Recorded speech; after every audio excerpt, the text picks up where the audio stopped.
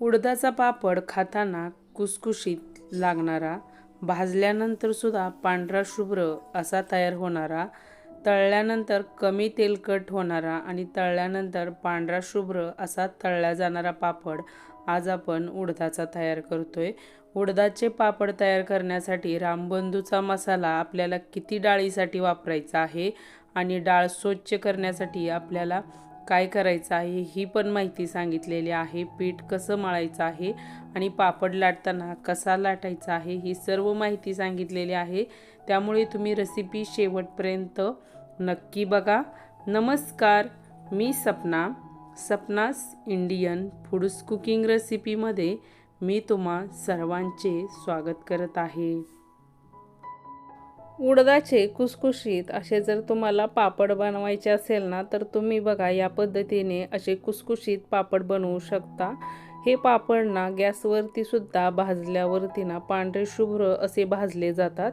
पापड बनवण्यासाठी इथं आपण दोन्ही डाळी घेतलेल्या आहेत। 1 किलो आपण उडीद डाळ घेतलेली आहे आणि 1 किलो उडीद डाळीला ना आपण पाव किलो एवढी मूग डाळ घेतलेली आहे।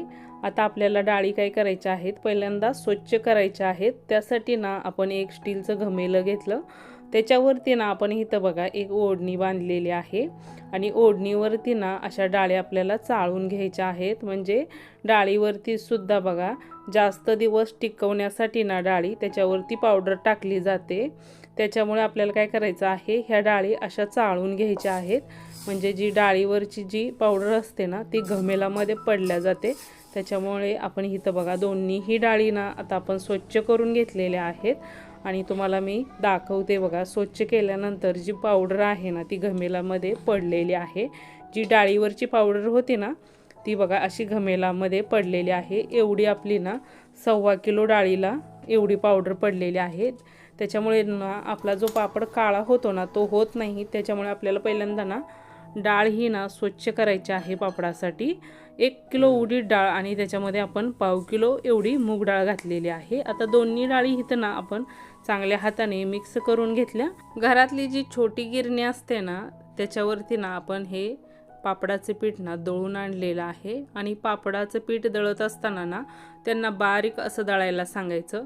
त्याच्यामुळे आपला पापड ना एकदम छान येतो। त्याच्यामुळे आपण बारीक असं पीठ हे दळून आणलेलं आहे आणि त्याच्यामधलंच मी अर्धी वाटी ना एवढं पीठ ना आपण पापडाला लावण्यासाठी काढून घेतलेलं आहे।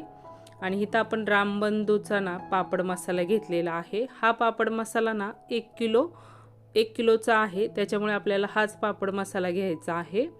आणि आपण काय केलेलं आहे, त्याच्यामध्ये थोडीशी मिरी मोठी असते ना त्याच्यामुळे आपण ना पापड मसाला बारीक करून घेतलेला आहे। मिक्सरच्या भांड्यामध्ये बारीकच करून घालायचा। त्याच्यामुळे आपले पापड पण लाटताना ना चिरत नाहीत। त्याच्यामुळे मी काय केलेलं आहे, मसाला बारीक करून पिठामध्ये तो आपण मिक्स करून घेणार आहे। मिक्स आपल्याला नीट करायचा आहे। इथं आपण हाताने ना तो मिक्स करून घेतला। सगळ्या पिठामध्ये आपण हा पापड मसाला मिक्स करून घेतला। पापड मसाला मिक्स झाल्यानंतर आता आपण काय करणार आहे, हे जे पीठ आहे ना ते मळून घेणार आहे। मळायच्या आधी मी काय केलेलं आहे, त्याच्यामधलं ना अर्धा किलो एवढं पीठ ना मी एका प्लॅस्टिकच्या पिशवीमध्ये ठेवलेलं आहे। कारण मी अर्धा किलो एवढेच पापड बनवणार आहे। कारण 1 किलोचे पापड बनवायचे म्हटलं ना एकटा माणूस असेल ना तर त्याच्या ज्याने 1 किलोचे पापड तयार होत नाहीत आणि ज्यांना खरंच खूप एनर्जी आहे ना ते करू शकतात 1 किलोचे पण पापड। परंतु मी काय केलेलं आहे, अर्धा किलो एवढंच पीठ घेतलेलं आहे आणि ते मळून घेणार आहे। त्यासाठी मी पाणी गरम करून घेतलं होतं आणि नंतर मग ते पाणी थंड करून घेतलं। म्हणजे थोडंसं असं कोमट पाणी आहे। त्या कोमट पाण्याने ना आपण हे पापडाचं पीठ मळून घेतलेलं आहे। पापडाचं पीठ मळत असताना ना असं घट्ट मळून घ्यायचं, म्हणजे घट्टच पीठ मळायचं। त्याच्यामुळे आपले पापड एकदम छान येतात। त्याच्यामुळे आपण इथं बघा एकदम घट्ट असं ना हे पीठ मळून घेतलेलं आहे। मळलेलं पीठ आपण आता एका स्टीलच्या ना पातेल्यामध्ये ठेवणार आहे। म्हणजे हे आपण संध्याकाळी पीठ मळलेलं आहे आणि उद्या सकाळी आपण त्याचे ना पापड तयार करून घेणार आहे। त्यासाठी ना इथं आपण पातेल्यामध्ये ना हे पीठ झाकून ठेवलं आणि इथं बघा मी दुसऱ्या दिवशी हे पीठ घेतलेलं आहे बरं का।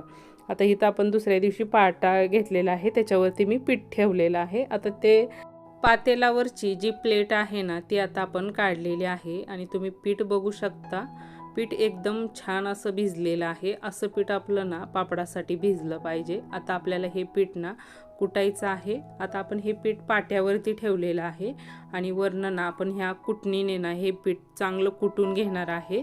जेवढं पीठ पापडाचं कुटल्या जातं ना तेवढा पापड छान होतो।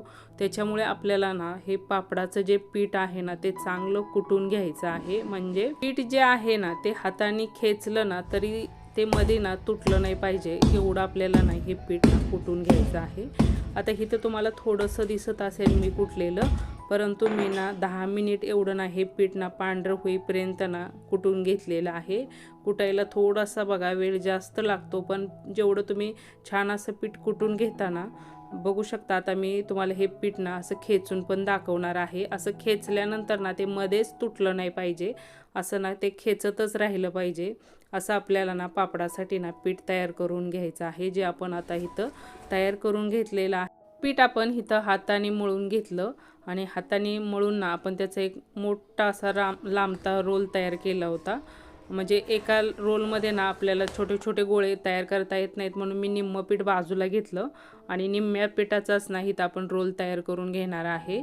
आणि रोल बघा आपल्याला एकसारखा करून घ्यायचा आहे, म्हणजे त्याचे ना छोटे छोटे आपल्याला गोळे ना तयार करता आले पाहिजेत।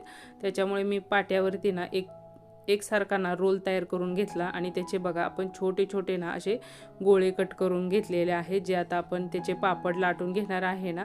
इथं आपण गोळे बघू शकता एकदम छोटे छोटे असे कट करून घेतलेले आहेत। जर चाकूला पीठ चिटकत असेल ना तर त्यावेळी काय करायचं, चाकूला ना थोडंसं तेल लावायचं, म्हणजे ना चाकूला ना पीठ चिटकल्या जात नाही। त्याच्यामुळे इथं बघू शकता आपण छोटे छोटे असे गोळे तयार करून घेतले। गोळे आपण तयार करून घेतलेले आहेत ना, ते आता आपण इथं स्टीलच्या डब्यामध्ये ठेवणार आहे। असे स्टीलच्या डब्यामध्ये ठेवायचे झाकून, नाहीतर काय होतं हे पीठ उडदाचं असतं ना, उडीद डाळीचं, त्याच्यामुळे हे काय होतं वरती जर गोळे ठेवले ना तर ते लगेच हडकल्या जातात।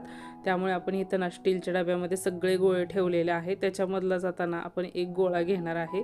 आता इथं मी पोळपाट घेतलेला आहे लाटण्यासाठी। आता आपण ना पापड लाटायला घेतोय ना, त्याच्यामुळे मी काय केलं, आता डब्यामधला एक गोळा घेतलेला आहे इथं लाटण्यासाठी। डब्यामध्ये बाकीचे जे गोळे आहेत ना ते तसेच आपल्याला झाकून ठेवायचे आहेत। त्याच्यामधलाच आपण एक गोळा घेतलेला आहे, तो पळपटावरती पसरवून घेतला आणि मग आता त्याला थोडंसं असं आपण पीठ लावून घेणार आहे। थोडंसंच पहिल्यांदाच आपल्याला हे पीठ लावून घ्यायचं आहे, नंतर पीठ सारखं सारखं लावायचं नाही, नाहीतर काय होतं पापड आपण तेलामध्ये जेव्हा तळतो ना तेव्हा तो करपल्या जातो। त्याच्यामुळे आपल्याला एकदाच ना गोळ्याला पीठ लावून घ्यायचं आहे आणि आपल्याला हा पापड लाटून घ्यायचा आहे। लाटत असताना काय करायचं, बेलण्याने मध्यभागापासून काटाकडे लाटायचा, असं आपल्याला चारी साईडने ना असे काट लाटून घ्यायचे आहेत पापडाचे। त्याच्यामुळे आपला जो पापड आहे ना तो एकसारखा आणि पातळ असा लाटला जातो। जेवढा पापड आपण पातळ लाटून घेऊ ना तेवढा हा पापड ना उडदाचा चवीला छान लागतो। त्याच्यामुळे उडदाचा पापड लाटत असताना असा बघा एकदम पातळ लाटायचा, ज्याच्यामध्ये आपली बोटं सुद्धा दिसली पाहिजे, एवढा आपण हा पापड पातळ असा लाटून घेतला। आणि पापड लाटल्यानंतर बघा मी इथं पांढऱ्या कपड्यावरती ठेवलेला आहे। अर्धा किलोचे आपले एवढे पापड तयार झालेले आहेत आणि दुसऱ्या दिवशी ना मी अर्धा किलोचे पापड तयार करून घेतले।